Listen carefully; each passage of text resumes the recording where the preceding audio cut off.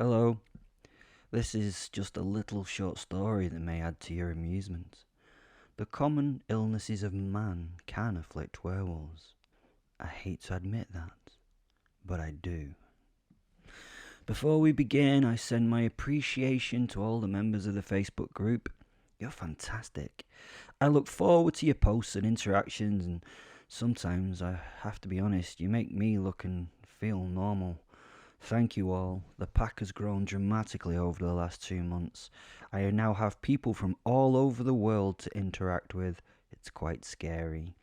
If you want to follow me on Twitter or Instagram or join the Facebook pack, then my thingies are in the description. What's it in the doofer?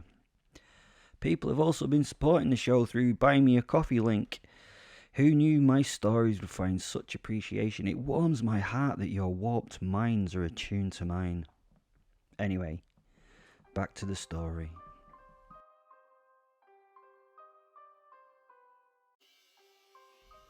Aren't flowers nice? Fuck off. Don't you judge me by liking flowers, you knobheads. Flowers are lovely, and I like fresh ones around my home. They're weird things if you think about it though, aren't they? They're plants' genitals. Yeah, you probably realise they are, but have you ever thought about it properly? They are plants' sexy bits that your partner, mum and granny look at and love when you hand them a bunch. Yeah, you give them a bunch of hacked off sex organs. What can be slightly more disturbing is when they stuff their noses deep into them, take a big sniff, and then tell you how beautiful they smell. Seems a bit odd to me. Pretty flowers have evolved to attract the animals required to pass their pollen on from one plant to another. They are designed to get something else to come, dip themselves in plant cum, and then immerse themselves in another flower of the same species. It's a little bit crazy if you think about it like that. The bees and the beautiful butterflies are little cum carriers for the plant overlords. I suppose they get a little nutritious reward in the form of some nectar though. Delicious. Does that mean a pollinating insect is going down on a flower? I mean, no, let us not go any deeper down that rancid rabbit hole. Most of the flowers we see are not seen as the creatures that actually pollinate to see them either. God, that was a difficult sentence. Humans do not get to see them in the light spectrum that insects, for instance, do. How beautiful must they be to those creatures, seeing them as they are meant to be seen? The white pigments of the flowers become an ultraviolet shine of bright purpliness. So we've established that for some sick reason we love these flowers. Fucking parts. So let us think of some of the ways we appreciate these plant genitals. One method is to cut them off the plants and arrange them nicely around our homes. That's right, we get plant genitals and we have them in pots around our homes to look at and sniff and like. You try and do that with animal genitals and people see you as being strange. I know, I've tried. People get upset. That is one business that failed before it began. Having said that, I do have a display piece of a bull's dick on my wall. Yeah, it's been dried and treated and given a walnut handle and a brass ferrule. Yeah, it's a walking stick. I want to say I knew that the metal tip of the stick that strikes the floor was called a ferrule, but to be honest, I had to look that up. I do know what the ends of shoelaces are called though. You know, the plastic taped ends or the metal bits on the posher shoes. They're called aiglets. Yes, see, this is an educational podcast in many ways, huh? If you already knew that, then you get a big thumbs up from the wolf. The shaft of the cane shaft is made up of the bull's actual shaft. Yeah, the shaft of its cock. Oh, you already had that. Sorry, I didn't need to repeat that it is its cock. Sorry, jeez. It is quite flexible and would have made an excellent riding crop. But have you seen the size of a bull's dick? It's massive at just over 3 feet long. I don't know how cows do it. All those guys on that farm in Alabama. I saw that video. All for educational purposes, obviously. Not one to Google for the faint of heart, that one. I will never be the same. Let's put it that way. Sorry, I was distracted there. Not by the porn. That was disturbing more than distracting. I am proud of my big bull's cock cane, though. Back to the story. I'm not talking about the flowers of most trees and grasses here. They tend to spunk their loads into the wind and hope it is taken to the opposite number by just sheer luck. These are the wind pollinators. They work on the idea that if you pump loads of pollen into the sky, they will likely land on a plant of the same species somewhere. Now let's think about that when you walk through that woodland or that grassland. You are actually trundling through horny plants, dumping their respective loads into the air you breathe. It goes in your eyes, and some people's eyes get like itchy and their noses run in response as their body fights off the allergens. Yes, there is plant cum in the air. No wonder your body reacts badly. It should. Ew. People describe it as beautiful woodland and meadowland when there is death, misery and sex going on all around you. How lovely, huh? Take the little birdies chirping away in the grass and the bushes. How beautiful they sound as they sing their delightful little songs. Let us translate those songs. Listen to this one. Let's translate. Let's see what he's saying. Yeah, let me get this right. Fuck off. Fuck off. This is my bit of tree. Fuck off, or I will kick your fucking head in. That's what he's saying. Oh, and how about this one here? Yeah, well, she's shouting, I'm horny, horny, horny, horny. If you are open and a decent fecund male, I will be shagged by you. Delightful nature, isn't it? I like the flowers that use animal pollinators mostly, the garish and the colourful, those that attract a creature to come along and do the sex thing for it. They are living art and inspire me as much as anything in the world. I love them individually, in beautiful arrangements, in the grand gardens or where you find them in swathes in the wild. Amazing how they work at any level. Also, they work in their huge diversity of sizes, shapes and colours. Another delight for me is to see them in my doggy senses. They are very different then in their sensual context. I have seen some of the finest flowering displays in the world. I have managed to wander through the sakura cherry trees of Japan when the flowers have been in bloom. I've walked amongst the trees on the shoulders of the Kii Mountains. I've even seen the giant tree Mount Yashiro. This magnificent tree becomes so heavy with the pinky purple blossom that they bow down towards the ground as though offering the blooms to the thousands that attend the spring blooming. I've wandered Monet's gardens in France. The Gaverny estate is a beautiful place. People get lost in the water gardens that inspired Monet's Water Lily series, but it's so much more and is one of the finest gardens I've ever had the pleasure to wander through. Sorry. Anyway, back to the point of this wandering story. After all that, I was in a florist's.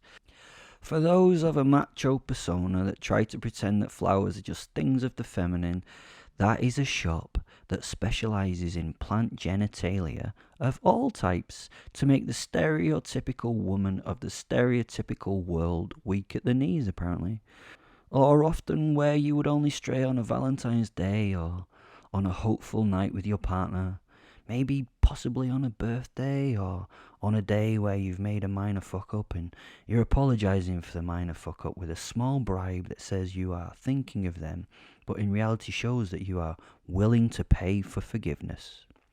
So, I am in a hallowed place. I am in one of the retail establishments of the world's finest florists. I know you're excited and you can think of at least 10 florists that come to mind when I say that. What do you mean, no? Shame on you. I'll narrow it down for you then. I'm in Connecticut. Yeah? Yeah, you've got it, haven't you? You know which one it is. What do you mean, no? Jesus, are you uncultured or what? You see, here I am helping you to become a better human or a more educated werewolf in some cases. I know you werewolves are listening. This is Winston fucking Flowers. No, it's not called Winston fucking Flowers. That was me displaying my somewhat appalled anger at your lack of knowledge. It's Winston Flowers. Yes, you can now see why I'm so excited. They have some of the finest bouquets and displays you will see in any retail establishment in the world, and you should see what you get if you make a personal order. I was on hallowed ground, a small place of worship for an anthrophile such as myself. Again, additional vocabulary for those that require it. An anthrophile is a flower lover. I walked through the doors with the proverbial look of the child in the candy shop. It was just as promised. The variety and the quality were all there. Copious shelves of the finest blooms interwoven with living varieties of the finest plants. It was heaven. A beautiful florist was working at the desk. She was designing a tasteful centerpiece with what I could tell was the eye of a master artist. The flowers were beautiful, and she was so beautiful too, with long dark hair and honey-coloured skin. Fen was already complaining about the place. He does not get my like of flowers. I realise that I have to make these stories stand alone, so I always have to explain who the fuck Fen is. So here goes. Fen is a giant wolf soul from over 1,000 years ago. He's invisible to everyone but me. He is one of 74 original wolf souls that shared themselves so that both the wolf pack and a human tribe could survive a ferocious winter. He communicates with me telepathically and is my best pal and personal guide through the complications that being a werewolf brings. When I am a werewolf or a giant wolf, during the transformation he combines with me.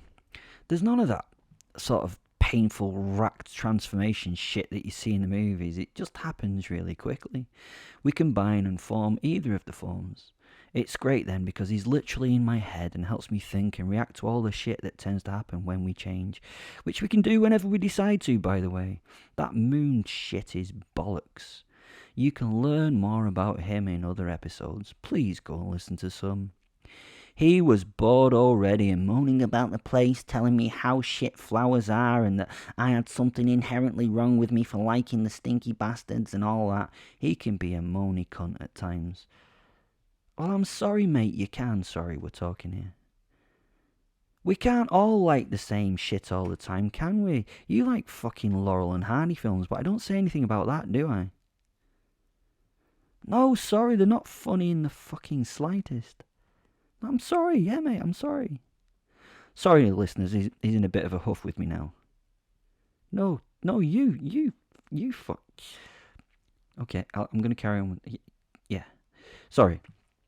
Anyway, back to the shop of my dreams.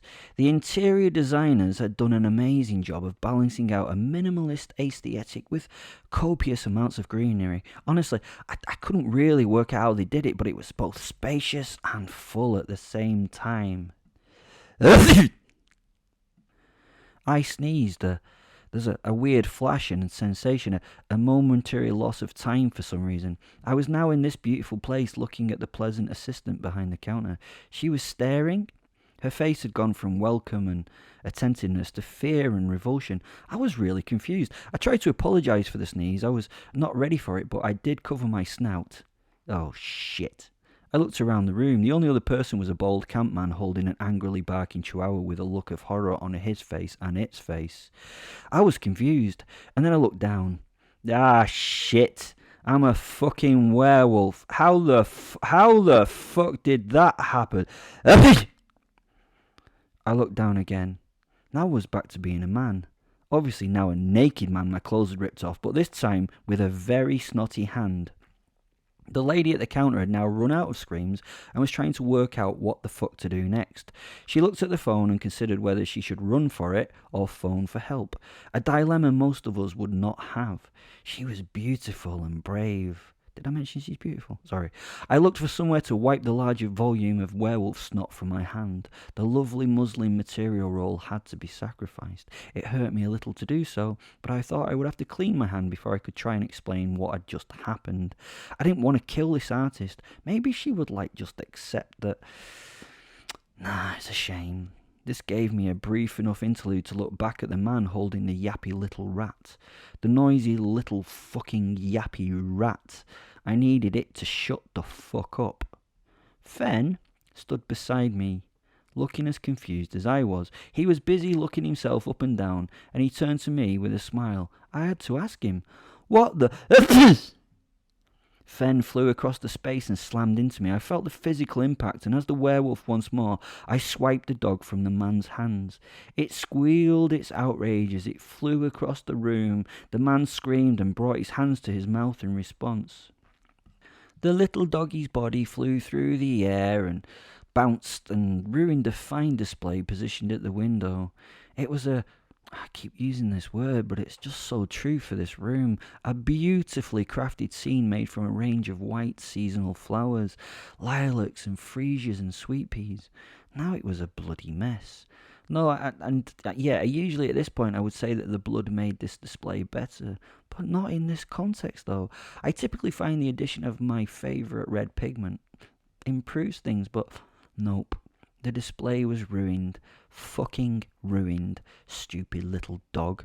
I don't want to offend you, but stupid little dog. The man was still squealing as I turned back to him, and he pushed his fingers into his mouth, trying to muffle the sounds he was making. Fuck's sake. I came in to look at these beautiful things. Why does annoying shit like this always happen to me? Fucking noisy humans react badly all the time. Why do they always have to react so badly? Fucks me off that they're so unaccepting of what I am. It is a form of body shaming if you ask me, but there is no one trying to fight the shapeshifters' corner in politics, is there?